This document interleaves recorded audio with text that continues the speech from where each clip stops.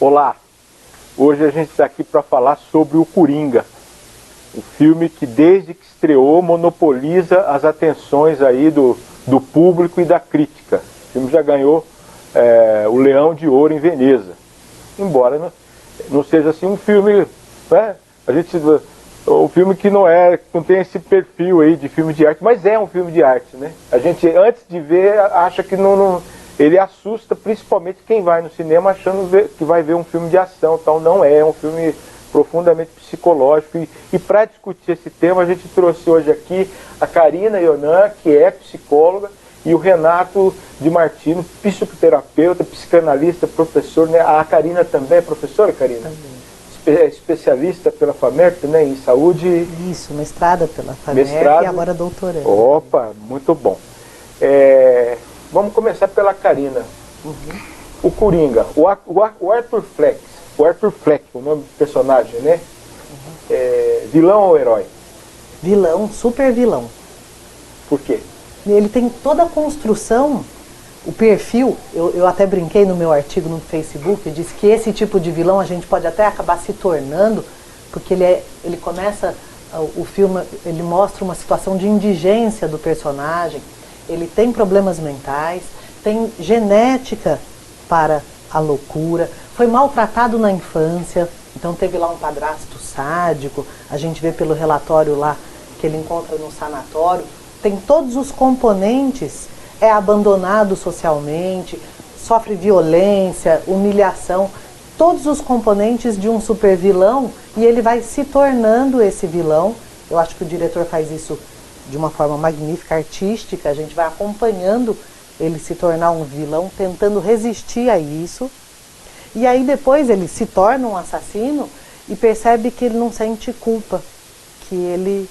E na verdade, depois disso tudo, ele ainda decide deixar de ser um menino bom, de tentar ser bom. Aí ele decide se transformar numa pessoa que quer o caos. Renato, por que tantas pessoas saem do cinema, apesar dele ser um vilão, como defende a Karina, identificadas com o personagem? Rogério, cada um de nós tem um Coringa dentro de si. Né? Cada um de nós tem uma característica desse personagem, não é? que fica ali ansiando encontrar no mundo externo alguma coisa que possa representar. E o filme caiu como uma luva, porque a gente vive isso no nosso tempo, né? A gente vive essa configuração de desestrutura da família, de ser arremessado ao julgamento da sociedade, percebe? Nós, na realidade, assim, somos ao mesmo tempo heróis e vilões, ao mesmo tempo vítimas e acabamos sendo... percebe? Tudo isso ao mesmo tempo, e é o que o filme traz, e traz de uma maneira oportuna, nesse momento da contemporaneidade, né, que estava precisando de alguma coisa que pudesse escancarar isso, mostrar essa verdade, da qual a gente tem vivido, não é? E vivido de maneira latente, né, maneira silenciosa, sem poder encontrar um representante. O filme veio para isso. Né? Como vocês costumam dizer na linguagem de vocês, e não só, né, mas a própria mitologia é uma espécie de catarse que ocorre, que vem ocorrendo nas salas de cinema. Sem dúvida. E o personagem do Coringa é justamente um mito mesmo, né, que veio para simbolizar toda a angústia, né, toda a ansiedade que o ser humano vive inserido nessa sociedade impiedosa, né, onde nós somos palhaços, né, esperando um aplauso de uma plateia exigente que nunca está satisfeita com nada. E essas alegações, né? Essas alegações não. Houve até um movimento nos Estados Unidos, principalmente, de que se trata de um filme perigoso, que pode estimular comportamentos agressivos, como os do personagem. Me parece até uma sugestão. A própria... O personagem do filme parece uma sugestão ao caos social, ao abandono. Mas você acha que ele estimula? A hipocrisia Pode política. estimular em algumas pessoas tudo que é glamorizado na nossa sociedade é estimulante. Você concorda com isso? Então, assim, ó, na realidade, é o homem, é o caos que gerou o filme. Não é o filme que gera o caos. Né? O filme está vindo para representar alguma coisa que está acontecendo silenciosa e ninguém está percebendo, né? Ou se está percebendo, estão convenientemente quietinhos, porque isso gera um desconforto enorme, não é? Então, quando a gente vê aí um caso de crueldade dentro de uma escola, qualquer coisa nesse sentido, a última coisa que vai ser olhado é como que foi o histórico familiar dessa pessoa, você percebe? O olhar é para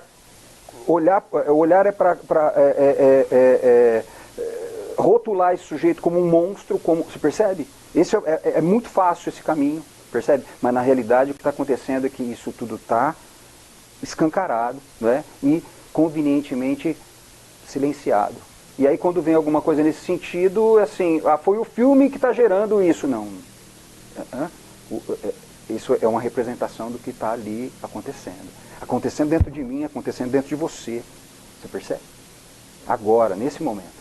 Aliás, eu vi uma crítica que esse não é o primeiro Coringa, né?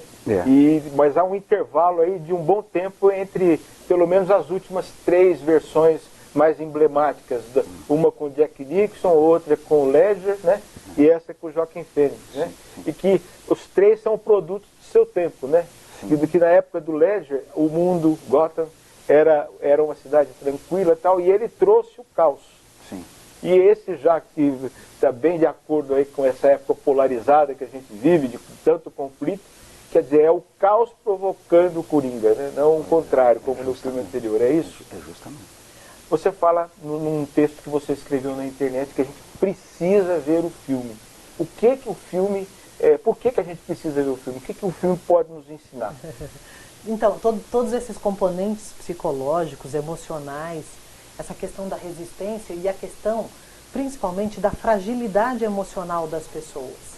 Sabe uma coisa que é interessantíssima e muito pontual, que até um leitor colocou lá no meu Facebook, que ele tem delírios de grandeza. Ele tem delírios narcísicos, ele se imagina tendo um momento de realização na televisão, sendo aclamado, aplaudido. E quanto mais infeliz é a vida da pessoa, ela não precisa ser louca. Quanto mais infeliz é a vida da pessoa, mais ela fantasia uma realidade que a tire de onde ela está. Por exemplo, a gente vê a menina no Facebook. Ela é bonita, mas ela não é popular.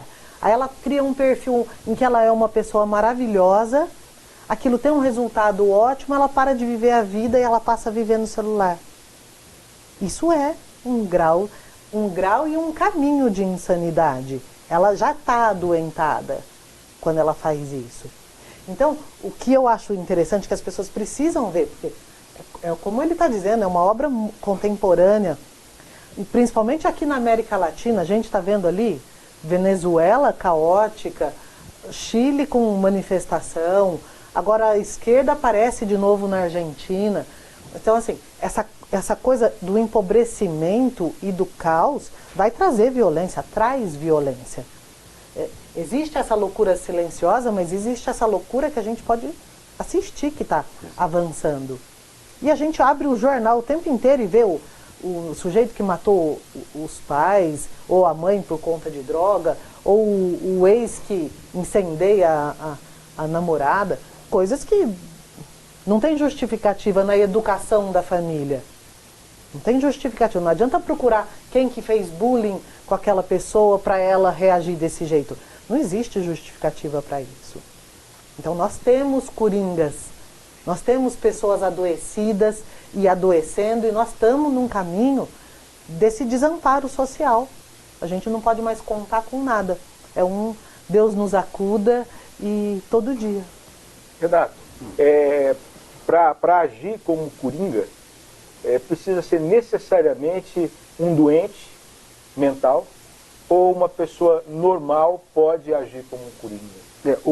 Rogério, assim, ó, se a gente for levantar assim, qual foi a maior contribuição da psicanálise, isso primeiro em Freud, depois em Wilfred Bion, que é um pensador que morreu há poucos anos aí, e que talvez seja um dos maiores nomes da psicanálise contemporânea, é assim, o Freud ele trouxe a ideia de que não existe um sujeito neurótico, cada um de nós tem uma cota neurótica, cada um de nós tem uma parte neurótica, por mais que você ali tenha uma configuração, vamos dizer assim, saudável.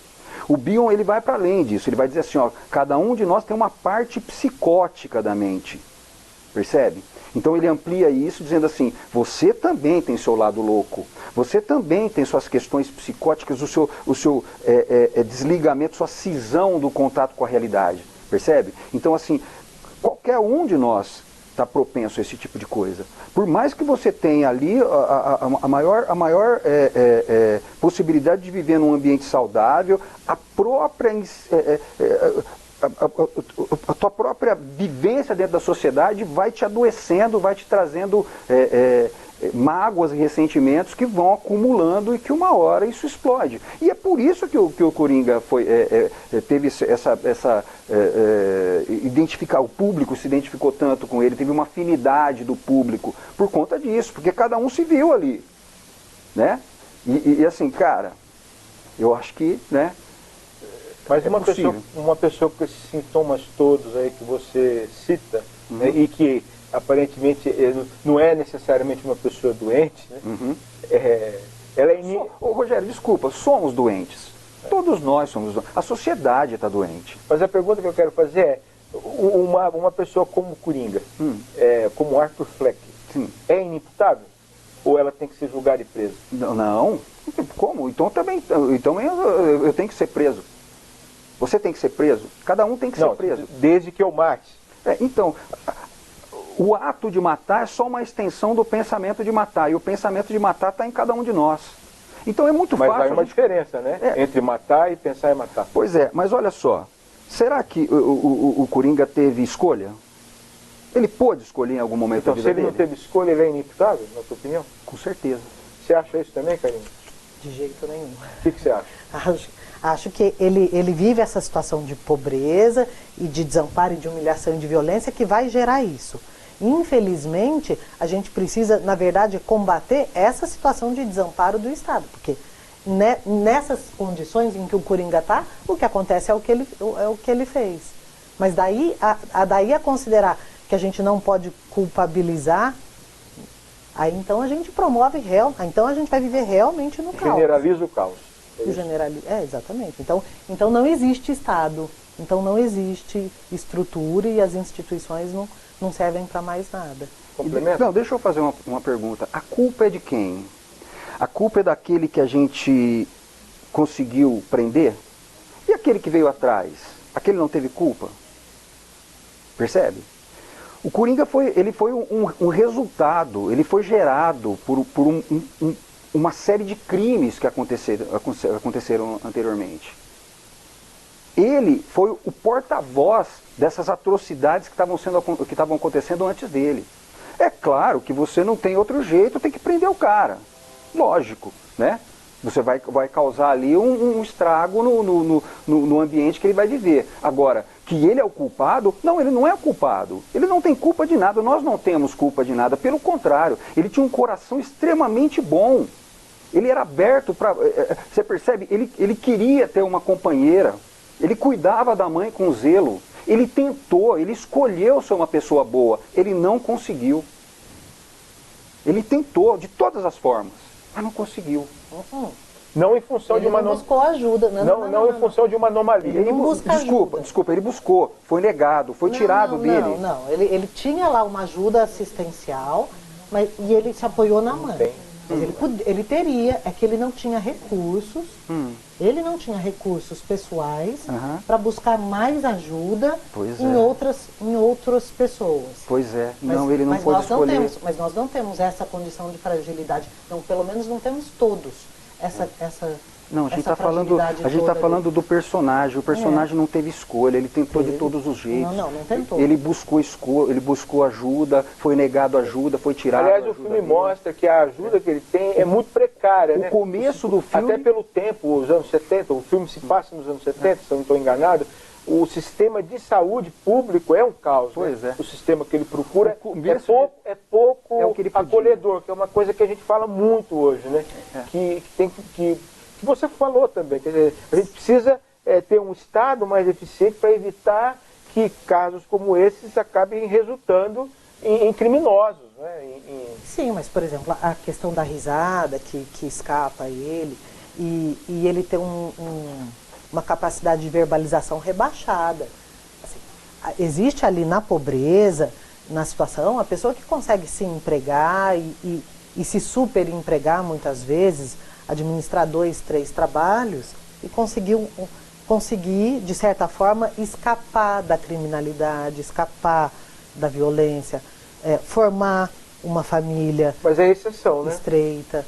Sim, esse aí aparece no Fantástico. Olha, nas favelas, o que a gente vê é que as famílias são formadas por mulheres, né? Então tem os filhos, a mãe, as tias, a avó ou a vizinha. Então, assim, mas existe uma infraestrutura de apoio ali, e existe o cuidado, até a preocupação com a criança que vai para o tráfico, que vai para a droga, tentar resgatá-lo. Então, existe uma situação de tentativa de apoio e de buscar. O que a gente não tem é o exemplo do ganho material, né, do bom salário, da esperança. E uma coisa é o sujeito que te violenta te agredindo. E outra coisa é um Estado que te violenta te tirando a esperança. Então, é isso que ocorre. Né? Isso ocorre aqui. Deixa eu fazer uma pergunta para você. Se eu pedir para você levantar 200 quilos, você consegue? Eu posso te condenar porque você não foi capaz de levantar 200 quilos? O Coringa não foi capaz de administrar a própria vida, eu não posso condená-lo por isso. Bom, tem uma outra leitura que se faz do Coringa, né, isso ocorreu muito nos Estados Unidos, que ele é uma representação aí do incels. É um termo em inglês que designa celibatas involuntárias. Isto é, pessoas que se consideram incapazes de encontrar um parceiro sexual e amoroso e que culpam a sociedade por isso, valendo-se de argumentos misóginos. E essa leitura ela foi propícia porque no filme ele não consegue se relacionar com uma mulher, com a vizinha, spoiler aqui, né? E com a mãe. Mata os dois, né? Mata as duas. Mata a mãe e mata a mulher. Faz algum sentido essa leitura? Do Coringa como um homem incapaz de se relacionar com mulher e por isso as culpa porque ele é esquisitão, porque ele se dá mal na vida? Ele é frágil psicologicamente, ele não consegue se relacionar, mas não vejo misoginia nele. Isso aqui é uma leitura lateral do filme, né? É muito lateral isso, né? Se for, né? Não, é meio oportunismo, assim, tentar enfiar uma... Tentar atrelar o personagem a esse tipo de gente, né? Esse tipo de homem. Ele cuidava da mãe. Ele cuidava da mãe com muito carinho. Ele cuidava da mãe com todo o cuidado do mundo. Ele sonhava em ter uma companheira. Mas ele mata a mãe quando descobre que ela... Naquele ponto que ele fez aquilo, ele já estava completamente cindido da realidade, ele já estava completamente desesperançoso, e aquilo ali já não era mais ele. Essa é a verdade, ele estava cindido, ele estava fragmentado, aquilo ali já não era mais um sujeito, aquilo lá eram vários, era um grupo, percebe, de personalidades.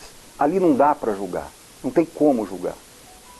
E eu já acho assim, ó, que nessa passagem em que ele vai e mata a mãe, a mãe alimenta nele o bom menino que ela vê que ele ainda pode ser. E a felicidade que ele pode trazer às pessoas. Ele repete o tempo inteiro que a mãe alimentou nele, que ele faria as pessoas sorrir. E aí ele alimenta nele mesmo a esperança de um dia ser encontrado pelas pessoas, conseguindo fazer uma graça, né, conseguindo transmitir uma graça para essas pessoas. Quando ele vai, percebe que a mãe é doente, que contou para ele uma história que ela mesma fantasiava que ele fosse filho do Wayne, e ele vai ao hospital e decide matá-la, ele está decidindo ali desistir do bom menino que ele quis ser. Para mim é um momento em que ele decide ser mal, para de sofrer, tentando não ser e tentando vencer pela via do bem, e decide que não, que ele vai desistir, vai matar o ídolo dele. Para mim ele decide naquele momento que ela alimentou nele uma ilusão, então ele mata ela e que ele não quer mais aquela ideia, aquela fantasia de menino bom, que agora ele vai ser o Coringa. Então, assim, para mim, nasce o personagem ali. Vou dar uma paradinha aqui para primeiro agradecer muita gente participando aqui nas redes sociais, mandando comentários, e eu vou até ler um aqui. Vamos lá. Vamos ver de quem. Olha, psicólogo também, o nosso querido Marcos Vinícius Gabriel. Vamos ver se eu consigo ler aqui, estou com dificuldade para ler. Discordo da opinião que aponta o Coringa como vilão. Ao contrário, torna-se uma construção social perversa, mas como vítima de um sistema. E por conta do transtorno delirante, é possível que nenhuma violência evidenciada com ele não tenha acontecido de fato. Pode ter tudo ocorrido na própria mente. Violenta foi a sociedade. O Coringa é a sobrevivência moral do Arthur Fleck. Vai mais aqui no caminho do Renato, né? Agradeço. Como é que é o nome do... É o Marcos Vinícius Gabriel. Marcos Vinícius. Psicólogo também. Vamos lá. Marta Cristina, concordo plenamente com a Karina. Parabéns pela colaboração. A gente que agradece a sua colaboração, Marta. Deixa eu ver mais. Tem a Luna Kifuri, nossa colega que está assistindo. Marta Cristina, de novo, não concordo. Ele matou a mãe por opção. Ela não fez nada para ele. Ela só deu amor a ele. Márcio Lourenço, parabéns ao Diário. Opa, parabéns a você que está nos acompanhando aí. Vamos falar do Coringa. E que se lixe a cidade. Vamos lá. Arthur, vamos lá. Donizete Coimbra Batista. Arthur apanhou de tudo e de todos. Iniciou o filme apanhando dos meninos na rua. Apanhou dos rapazes ricos do metrô. Apanhou do suposto pai. Arthur é fruto da decadência social, mas reafirmo é fruto da imaginação de um interno no manicômio. Essa leitura aí de que nada aconteceu no filme, de que tudo é fruto da imaginação do Coringa, Pode ser. Pode ser, Karina, ou não? É uma leitura possível, né? Vamos lá. Fim dos tempos, Vicente José de Souza. Robert Domian. Eu acho que ele está se referindo a um comentário que a Karina fez. O que tem a ver a esquerda com o Coringa? O que tem, Karina? Explica um pouco melhor. Não. Eu que associei a esquerda com desordem e com decadência econômica. Não tem nada a ver. O autor não fez nenhuma associação, até porque o diretor é norte-americano. Mas, na verdade, o próprio diretor diz, né, que o Coringa é uma crítica à sociedade americana. É isso, Renato? É uma crítica à sociedade americana e, por decorrência, à sociedade capitalista? Assim, se for realmente, ainda fico com a ideia de que o Coringa é uma expressão do ser humano contemporâneo, independente da sua localização física, independente...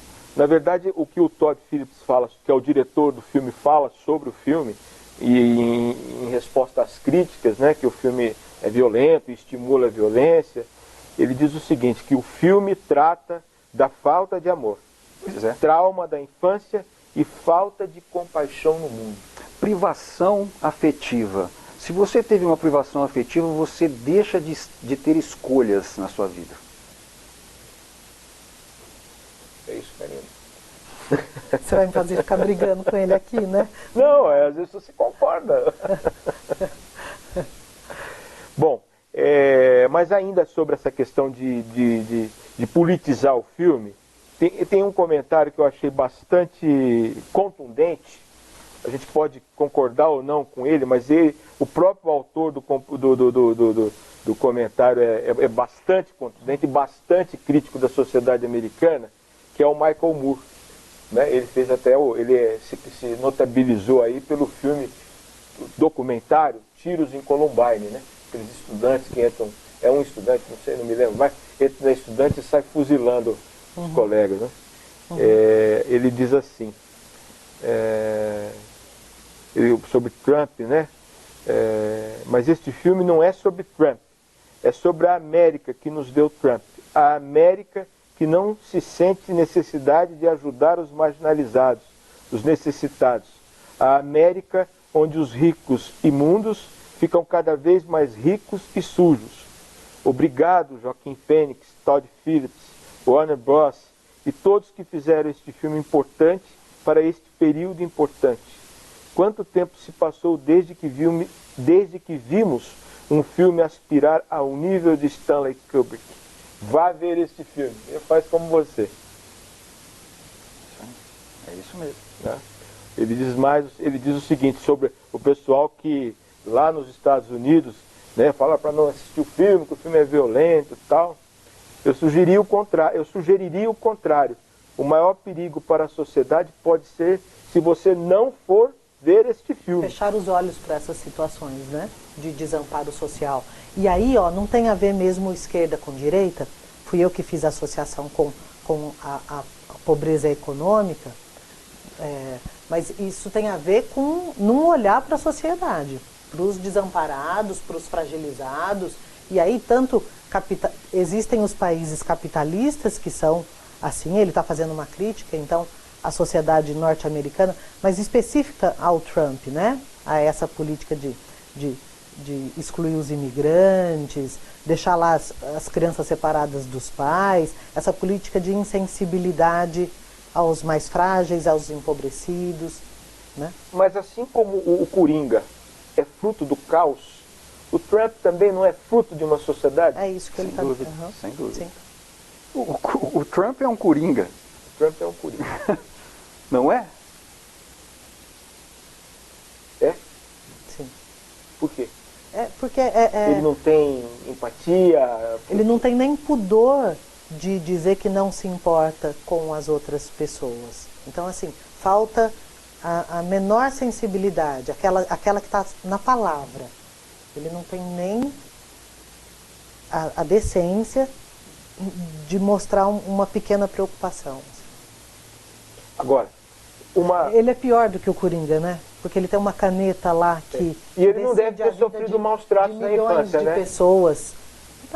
Ele não deve. Pelo contrário, né? Rogério, não existe outra origem da violência que não seja violência. Nós somos animais violentos. O ser humano é o pior dos animais. Onde ele se instala, ele ameaça todas as outras espécies. Nós somos violentos, agressivos, hostis. Se nós não formos muito bem orientados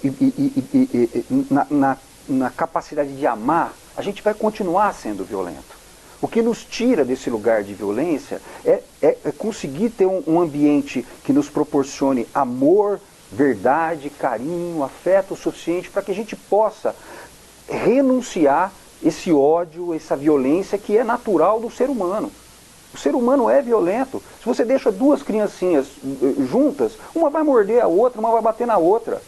Aos pouquinhos que ela vai conseguindo perceber, né, que existe alguma coisa a mais do que aquilo. Percebe? Se ela não for muito bem instruída na tarefa de amar, na capacidade de amar, ela vai continuar sendo violenta. Se você não tivesse essa ambientalização, é o que a gente vai esperar do ser humano, do Coringa, do Trump, de quem mais? O filme também fala um pouco de bullying, né? De bullying não só na infância, mas na idade adulta também, né? Eu acho que um personagem sintomático, né, exemplar desse bullying é o De Niro, né? O personagem do apresentador de TV. Quer dizer, a sociedade do espetáculo, que vive de humilhar as outras pessoas, né? Rogério, ele, assim, ó, se você me permitir, assim, ele, no começo do filme, ele ainda estava ali imbuído por uma esperança de conseguir alguma coisa bacana. Não é? Ele sonhava em participar do filme, do programa do De Niro lá, né? Assim, como uma pessoa humilde que estava ali dizendo que cuidava da mãe, você percebe? Mas ele foi sendo decepcionado e sendo agredido e descobrindo coisas extremamente dolorosas da própria vida e foi se amargurando até que quando ele participou do show que ele gostaria de ir humilde, estar na plateia e ser destacado no meio da plateia, ele foi lá no lugar do entrevistado principal e matou o cara. Aliás, esse filme também me faz lembrar um filme, acho que dos anos 90, 80, que parece que o Coringa é a exacerbação desse filme, que é Um Dia de Fúria, Sim. com Michael Douglas. Sim. Que se trata de um cara normal, né? Já que eu sei que você não gosta muito dessa terminologia, mas que um dia estressado resolve extravasar. Não chega ao ponto do Coringa, mas... Sim. Mas olha só, então, pensando em respostas para essa sociedade que se encaminha para o caos, para esse Coringa que é, então, resultado desse caminho que a gente vê, que a nossa sociedade se tornando cada vez mais materialista e desprovida de esperança, vai encaminhar as pessoas. A violência não é resposta, né? A violência é uma derrota. Então, assim, o que eu tenho receio é que essa euforia até do público com relação ao filme seja dessa sugestão. É uma sugestão de resposta para o caso de eu estar vivendo uma situação que não é bullying também, porque o bullying é uma perseguição sistemática e constante. Quem que nunca passou por episódios de, talvez, descaso, de humilhação? Quem nunca foi despedido? Quem que nunca foi deixado de lado? Então, violência não é resposta para essas situações. Ela é a derrota do indivíduo que tentou, muitas vezes, resolver uma questão complexa sozinho. Então, assim, se juntar em comunidades, gente, igreja, vamos lá, vamos consultar as outras pessoas, quem saiu dessa situação de miséria fez o que e como, foi estudar, teve acesso a recursos, se informou a respeito de curso técnico, foi progredindo passo a passo, não ficou sonhando com o dia de glória, igual os jovens, né? Os jovens estão muito voltados ao dia em que eles vão ser milionários e bem-sucedidos. Tem um caminho longo aí. Na nossa geração, a gente... E isso reflete também uma visão muito individualista da vida, né? E pouco muito rápida, pensando, né? no muito conjunto. Ansiosa. Na nossa geração, a gente sabia que a gente não tinha uma boa situação. Mas muitas pessoas tinham conseguido reverter esse quadro na vida. E esse caminho que a sociedade trilhou e que criou o Coringa, tem volta? Puxa, cara, aí você me apertou, né? Assim, na realidade, são desfechos, são desdobramentos, né, de alguma coisa que foi acontecendo atrás. Quando você tem sua decepção, quando você sofre um bullying, quando você perde um emprego, quando você tem qualquer dissabor na sua vida pública, na sua vida social, e você ainda assim consegue ter na sua casa uma família estruturada, que você volta, percebe? E tem um porto seguro, e que aquilo ali pode te trazer uma possibilidade de regenerar, percebe? Se reparar tudo aquilo que foi ferido lá fora, é uma coisa. Agora, quando você volta para casa e você não tem isso, o que sobra para você? Sobra a igreja. Então, mas assim, que igreja? Como é que eu posso acreditar se eu não tive isso da minha mãe e do meu pai? Como é que eu posso acreditar que o padre vai me trazer, que o pastor vai me trazer isso? Como é que é isso? Não só a igreja. Talvez não haja a necessidade de a sociedade trabalhar mais essa coisa do encontro não só na família. Porque às vezes as famílias são cada vez mais nucleares. Rogério, assim, desculpa, cara, eu sou um descrente de ações sociais. Eu sou psicanalista e eu acredito que, assim, a única intervenção real que pode acontecer é um sujeito que está disposto ao processo psicoterapêutico encontrar ali no setting terapêutico a possibilidade de reparação das suas experiências emocionais. De outra forma, é muito bonito, é muito lindo, gera uma receita enorme, gera um dinheiro enorme para um monte de gente, mas não dá resultado e nunca deu. Eu acredito sim que a instituição... Mas o isolamento vou gastar aqui, mas o isolamento do ser não agrava seus sintomas? Meu paciente não está isolado, ele está junto comigo. Entendi. Ele está junto comigo, sendo muito bem acolhido, afetivamente acolhido e com muita Mas e depois que ele deixa o consultório? Pois é, aí, a partir dessa experiência, ele vai começar a renovar os contatos sociais dele dentro de um outro crivo, dentro de uma outra avaliação, onde todas aquelas pessoas que faziam pouco dele ou abusavam dele, já não vão ter mais essa chance. O que eu quero perguntar a sociedade não oferece pouquíssimos espaços para a arte do encontro das pessoas? Não funciona. Eu falo em igreja, mas não é só igreja. Sabe, um clube para se discutir filosofia, para se discutir um livro, para fazer coisas que fujam dessa coisa de só consumir. Ô Rogério, desculpa, cara, posso, assim, ó, claro. Nós estamos tratando de uma questão emocional, nós não estamos tratando de uma questão intelectual. Nós não estamos tratando de uma questão filosófica, nós não estamos falando de alguma coisa que está dentro do conhecimento, nós estamos falando de maturidade emocional. Só pode ser construído um aparato emocional com amor, afeto. Encontros sociais não tem amor, não tem afeto. Não existe. Eu preciso de ser irrigado de afeto sincero, amor verdadeiro. É só isso que constrói uma personalidade preparada. Ó, veja só. Eu gosto muito de uma visão sartriana, que é assim, a gente tem algum poder sobre algo que nos aconteceu. Então, muitas vezes, um menino que foi abandonado não conheceu o pai. Então, ele não teve esse amor paternal. Mas ele já cresceu o suficiente para olhar para a sociedade e ver que nem todos os homens são ruins. E que existem ótimos pais. Eu sempre alerto as pessoas para que, olha, se a gente olhar o jornal... Tem muitos crimes ali. Mas se a gente olhar a rua, tá cheio de pai na porta da escola buscando seu filho, tá cheio de gente querendo sair mais cedo do trabalho para chegar em casa e dar um apoio para sua família. Então, assim, a gente pode olhar, existe a violência, ela está aqui, ela é intrínseca ao ser humano. A compaixão também. Então, existe um mundo ruim e existe um mundo bom. E a gente precisa sempre usar a razão para intervir nisso. Por isso que eu falo assim, as histórias podem começar feias e elas podem terminar bonitas. Porque uma pessoa que não tive afeto de família, minha família era desregrada, ou meu pai era alcoólatra, ou minha mãe, de qualquer forma.